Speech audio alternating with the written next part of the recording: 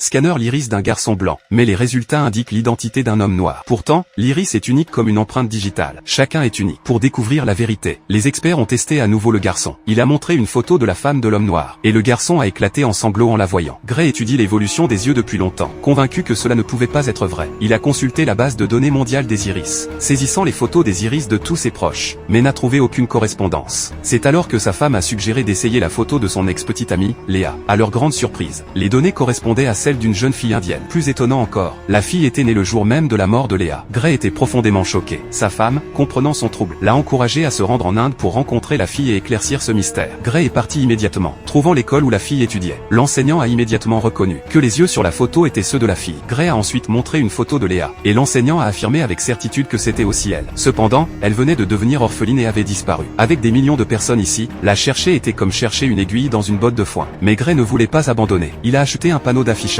espérant que quelqu'un fournirait des indices. Plus d'un mois s'est écoulé, sans aucune nouvelle. Gray était sur le point d'abandonner, quand soudain, il a remarqué une petite fille fixant le panneau d'affichage. Ses yeux étaient identiques à ceux de Léa. Gray trouvait cela incroyable. Il a emmené la fille à l'hôtel, découvrant qu'elle adorait les fraises, tout comme Léa. Il a sorti des photos liées à Léa, demandant à la fille de faire des choix. Sur 10 questions, elle n'en a répondu correctement qu'à 4. L'espoir de Gray s'est éteint instantanément. Peut-être n'était-ce qu'une coïncidence. Gray a décidé d'emmener la fille à l'orphelinat. Mais alors que les portes de l'ascenseur s'ouvraient, la fille l'a soudainement serrée dans ses bras. Gray est resté stupéfait, voyant la peur instinctive de la fille face à l'ascenseur, et ses yeux si familiers, car c'était un ascenseur qui avait coûté la vie à Léa 7 ans auparavant. Enfin, Gray a trouvé la réponse dans son cœur.